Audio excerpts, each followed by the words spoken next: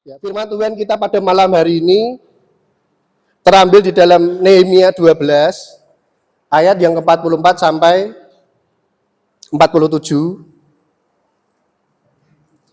Nehemia 12 ayat 44 sampai yang ke-47.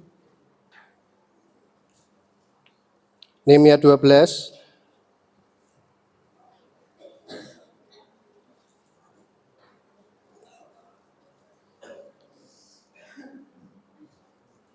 Sudah ketemu semuanya? Amin. Kita baca bersama-sama Nehemia 12 ayat 44 sampai yang ke-47. Demikian firman Tuhan. 1, 2, 3. Pada masa itu beberapa orang diangkat untuk mengawasi bilik-bilik perbendaharaan, bilik-bilik untuk persembahan khusus, untuk hasil pertama dan untuk persembahan persepuluhan, supaya sumbangan yang menurut hukum menjadi bagian para imam dan orang-orang Lewi dikumpulkan di bilik-bilik itu sesuai ladang setiap kota. Sebab Yehuda bersukacita karena para imam dan orang-orang Lewi yang bertugas. Karena merekalah yang melakukan tugas pelayanan bagi Allah, mereka dan tugas pentahiran. Demikian juga para penyanyi dan para penunggu pintu gerbang, sesuai dengan perintah Daud dan Salomo anaknya. Karena sudah zaman Daud dan Asaf, ada pemimpin-pemimpin penyanyi dan penyanyian pujian dan nyanyian syukur bagi Allah. Pada zaman Zerubabel dan Nehemia, semua orang Israel memberikan sumbangan bagi para penyanyi dan para penunggu pintu gerbang, sekadar yang perlu tiap-tiap hari, dan mempersembahkan persembahan kudus kepada orang-orang Lewi. Dan orang-orang Lewi mempersembahkan persembahan kudus kepada anak-anak Harun. Ya. Di sini saya tidak menjelaskan banyak hal, karena saya yakin dari kita semua sudah belajar latar belakang ya dari Nehemia, entah itu dari tafsiran, entah itu dari kalau semester 2 pengantar ya, pengantar perjanjian lama maupun pengantar perjanjian baru. Di sini kita akan melihat dalam konteksnya bersama-sama sebelum kita merelevansikan dalam kehidupan kita. Jadi kitab Nehemia ini ditulis untuk memberikan penghiburan bagi bangsa Israel pada saat itu. Jadi bangsa Israel mereka sudah pulang ya dari masa pembuangan ke Babel dan Asyur. Jadi bangsa Israel sudah mengalami diaspora, dibuang oleh Tuhan untuk mengalami pertobatan. Jadi dengan harapan Tuhan membuang bangsa Israel ke Babel dan ke Asyur supaya bangsa Israel itu bertobat.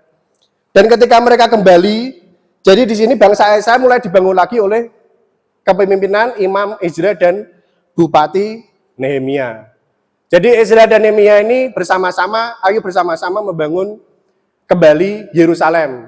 Jadi bait suci, disinilah bait suci dibangun yang kedua kalinya. Pertama kali yang membangun siapa? Salomo. Yang kedua Ezra. Jadi pada masa pemerintahan Ezra sebagai imam, bait suci dibangun kembali. Ketika Nehemia bersama rombongan yang ketiga, jadi Ezra itu bersama rombongan 1 dan 2, Nehemia bersama rombongan yang ketiga pulang ke Israel, ke Yerusalem, mereka membangun tembok untuk Yerusalem. Yang artinya bait suci tentunya sudah dibangun, benar nggak? Ketika bait suci sudah dibangun, maka yang perlu dibangun adalah tembok bagi kota Yerusalem. Nah, di Nehemia 12 ayat yang ke-44 sampai 47, di sini Tuhan memberikan sebuah penghiburan lain bagi para suku Lewi.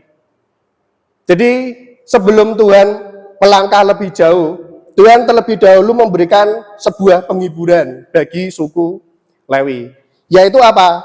Jaminan di dalam kehidupan suku Lewi. Kalau kita melihat di dalam ayat yang ke-44, pada masa itu beberapa orang diangkat untuk mengawasi bilik-bilik perbendaharaan, bilik-bilik untuk persembahan khusus, untuk hasil pertama dan untuk persembahan persepuluhan, supaya sumbangan yang menurut hukum menjadi bagian para imam dan orang-orang Lewi dikumpulkan di bilik-bilik itu. Jadi di sini ada berbagai macam persembahan yang bangsa Israel atau bangsa Yehuda, bangsa Yahudi, yang lebih tepatnya bangsa Yahudi, karena bangsa Israel sudah terpecah menjadi dua, ada Israel Utara dan Israel Selatan. Yang artinya bangsa Yahudi ini memberikan persembahan mereka bagi jaminan hidup suku Lewi. Nah, kalau kita melihat dalam konteks kehidupan sekarang, suku Lewi itu siapa? Pendeta, hamba Tuhan. Siapa? Kita lihat nanti ya, selanjutnya ya. Ketika persembahan-persembahan yang dikumpulkan ya, ada persembahan khusus. Persembahan khusus artinya persembahan ucapan syukur seseorang ya. Entah itu syukur di dalam dia terberkati atau di dalam persoalannya sudah diselesaikan. Dia memberikan persembahan khusus. Lalu ada persembahan untuk hasil pertama. Ya, ini mungkin ada beberapa kita agak asing ya dengan istilah persembahan sulung. Jadi persembahan sulung itu ada beberapa gereja maupun beberapa jemaat yang memahami persembahan sulung. Artinya ketika mereka bekerja, pertama kali bekerja, seluruh gaji mereka itu mereka persembahkan untuk gereja.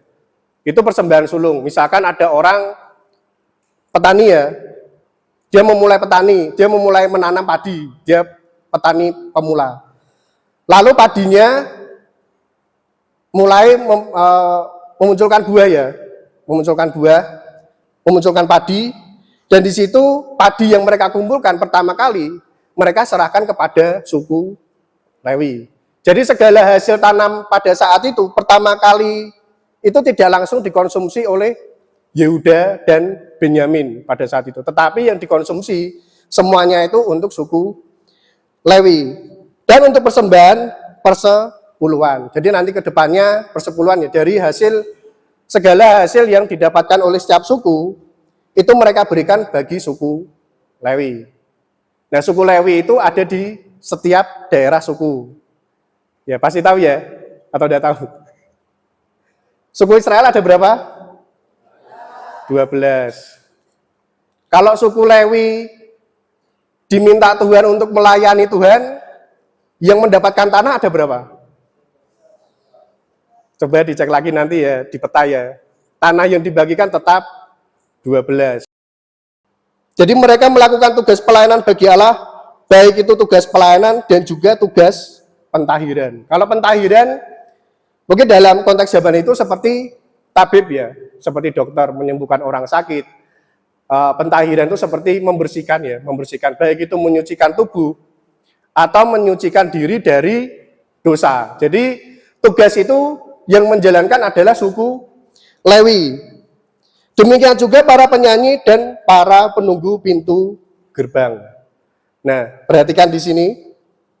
Demikian juga para penyanyi dan para penunggu pintu gerbang. Yang artinya apa?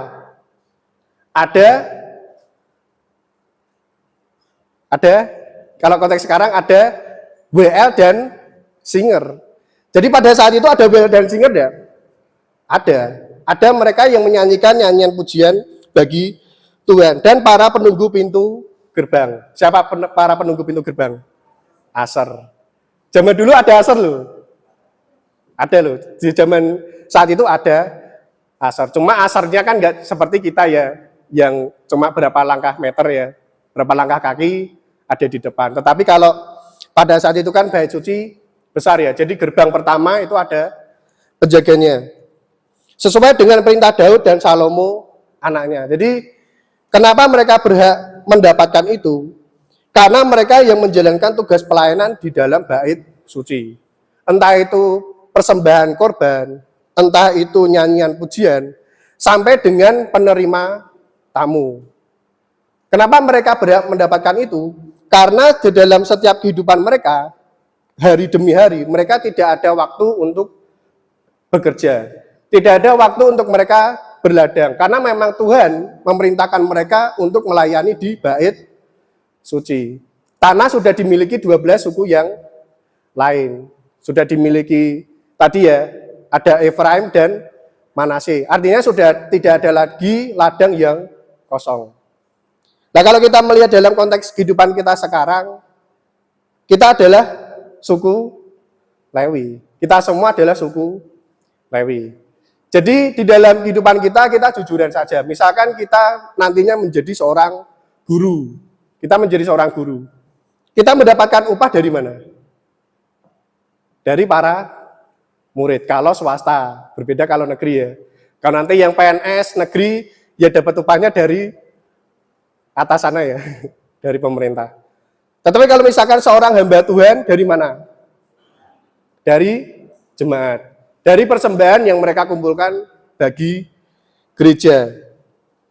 Di ayat 46, karena sudah sejak dahulu pada zaman Daud dan Asaf, ada pemimpin-pemimpin penyanyi dan nyanyian pujian dan nyanyian syukur bagi Allah. Ada pemimpin-pemimpin pujian, pemimpin-pemimpin penyanyi. Istilahnya bahasanya kalau sekarang kerennya worship leader. Jadi ada worship leader di sana. Yang artinya di dalam bait suci itu pelayanannya sungguh lengkap. Ini kalau orang tidak membaca perjanjian lama secara keseluruhan, taunya bait suci ya isinya imam yang seperti ahli Taurat atau para imam yang mempersembahkan korban bakaran bagi Tuhan sebagai pengampunan dosa. Padahal tidak. Nah, jaminan itu Tuhan berikan karena mereka mendedikasikan hidupnya seumur hidupnya bahwa mereka akan terus melayani Tuhan sampai akhir. Nah, ini yang menjadi pertanyaan bagi kita.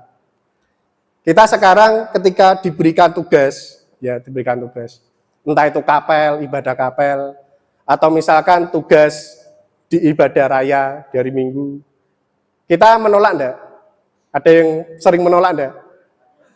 Waktu jadwalnya WL ya, langsung sakit ya? Ada? Tapi ketika lewat besok pagi langsung sehat ya? Langsung sehat ya?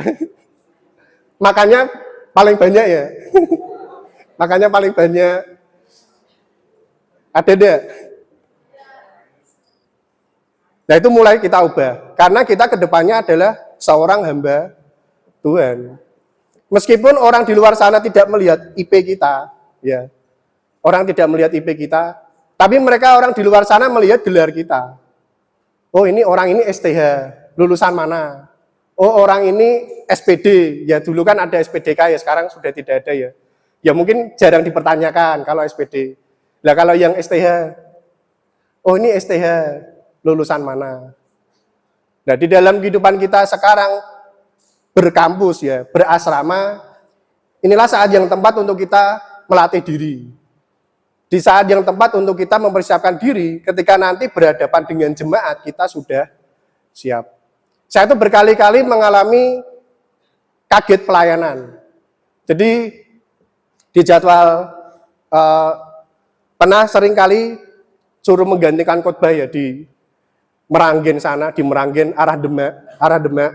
Saya belum pernah sama sekali ke sana, ke gereja itu. Tetapi diminta khotbah sana itu hari Jumat sore. Hari Jumat sore itu baru dikabari, Mas besok khotbah di sini. Padahal saya belum pernah ke sana. Tinggal 1 hari ya. Saya langsung Sabtu itu mempersiapkan semuanya dari pagi sampai sore. Nah kalau kita tidak memiliki hati untuk seperti para suku Lewi ini, bahwa kita juga menerima jaminan dari Tuhan, ya kita pasti akan menolak. Waduh saya belum siap, waduh saya belum bisa. Padahal di dalam kita sebagai seorang hamba Tuhan, orang-orang beberapa jemaat ada yang memahami, oh masih semester 1, oh masih semester 3. Tidak mungkin dikasih khotbah di mimbar. Tapi ada juga enggak yang gereja tidak memandang semester, ada enggak? Ada. Kalau teman-teman dimintai khotbah mimbar masih semester 3, masih semester 1, siap enggak? Bener ya, siap ya? Kenapa tidak? Mulai persiapkan diri dari sekarang.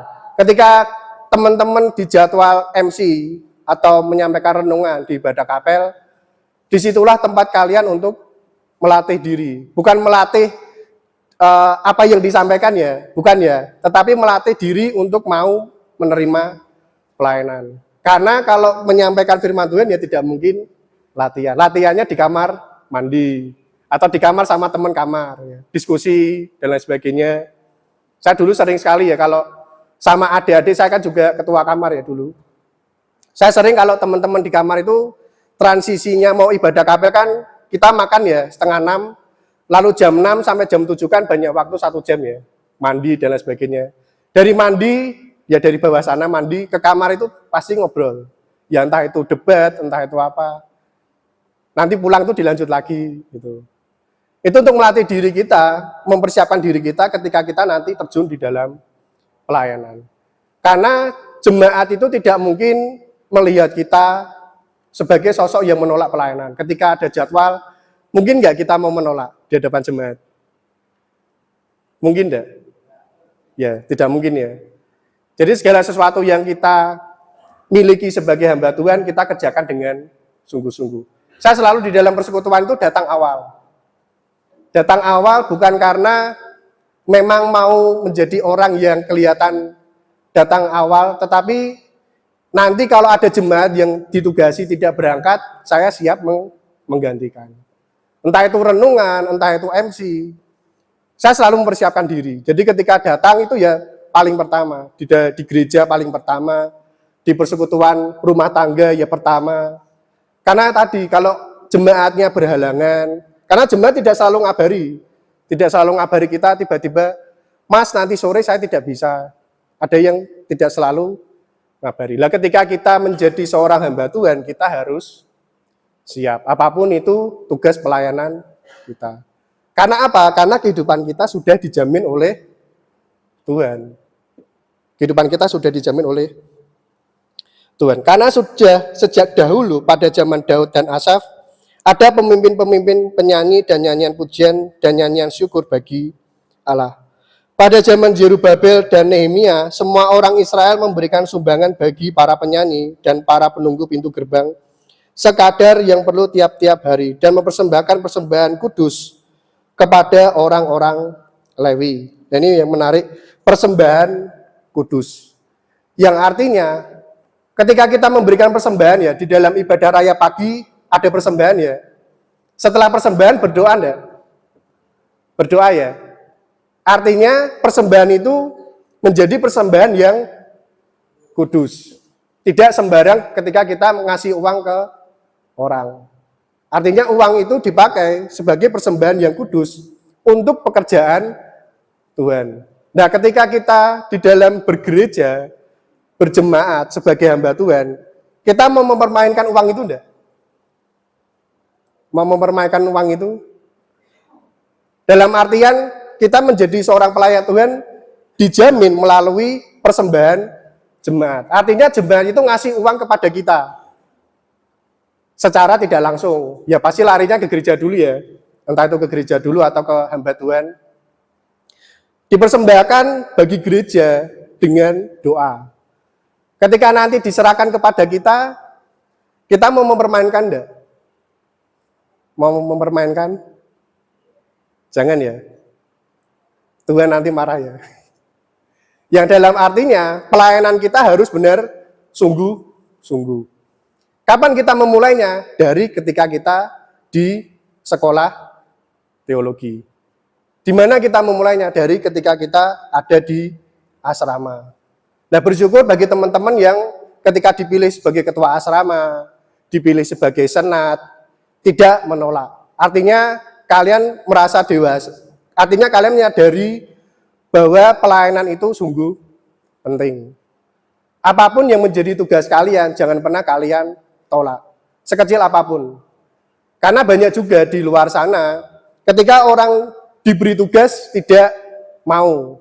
Tapi ketika tidak dijadwal, ngomong di belakang. Itu orang itu terus yang WL. Itu orang itu terus yang renungan. Nah pas dijadwal tidak pernah datang. Pas dijadwal tidak pernah berangkat.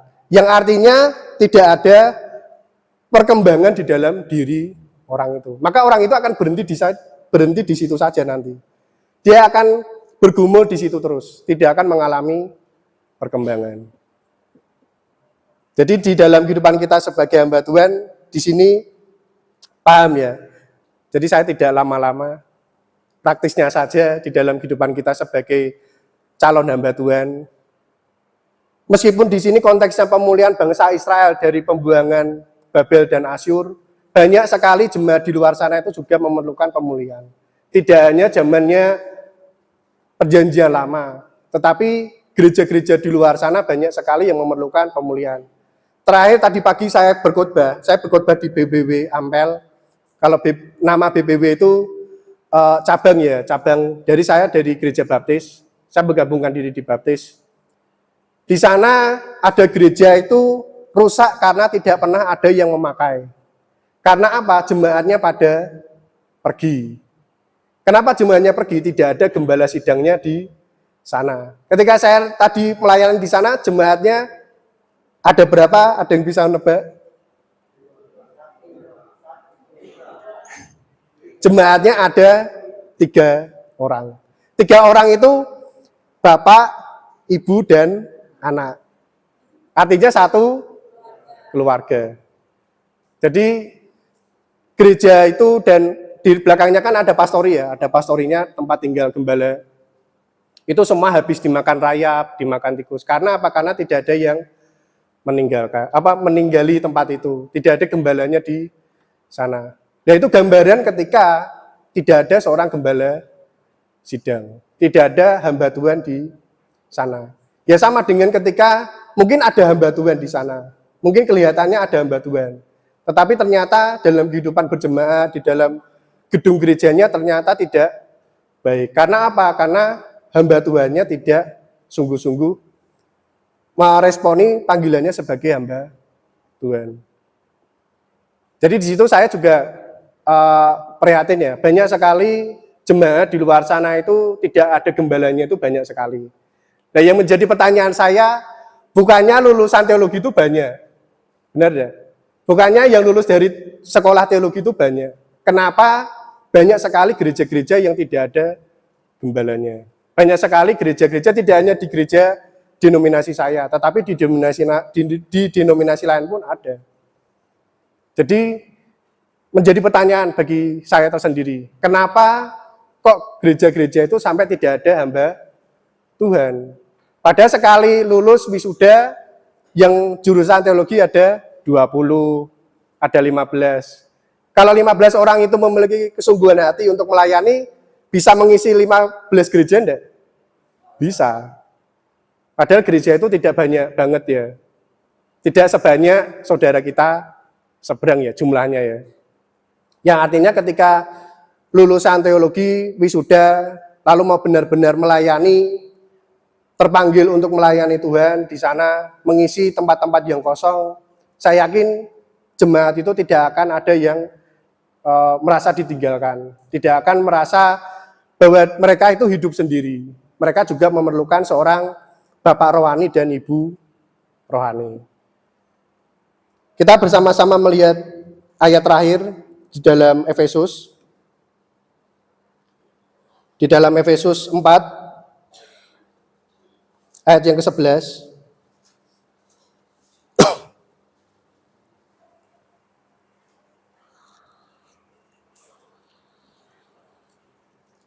Saya dulu semester 2 itu sudah khotbah mimbar ya di Klaten. Semester 2 itu sudah khotbah mimbar. Lalu semester 3 itu sudah bantu di kematian ya. Jadi ada jemaat yang meninggal, saya bantu mandikan dan bantu angkat peti ya. Saya bantu angkat peti dan bantu mandikan. Dan ketika di tahun 2020 kemarin, bukan jemaat dari gereja kami, jemaat tetangga. Jadi di tempat kami itu satu desa ada 3 gereja. Itu saya juga ikut mandikan. Nah ketika saya tahu ikut mandikan, yang mandikan itu pendeta semua. Keluarganya tidak ada yang mandikan, saudaranya tidak ada yang mandikan. Nah kalau hamba Tuhannya tidak mau mandikan, siapa yang mau mandikan? Efesus 4, ayat 11 sampai 12. Dan ialah yang memberikan baik rasul-rasul maupun nabi-nabi, baik pemberita-pemberita Injil maupun gembala-gembala dan pengajar-pengajar, untuk memperlengkapi orang-orang kudus bagi pekerjaan pelayanan, bagi pembangunan tubuh Kristus. Ya, yang menjadi pertanyaannya kita sekarang untuk kita renungkan bersama-sama, kita mau nggak terlibat di dalam ayat itu? Kita mau nggak terlibat atau mengalami Efesus 4 ayat 11 sampai 14? Demikian firman Tuhan yang bisa saya sampaikan bagi kita semua, kiranya dapat memberkati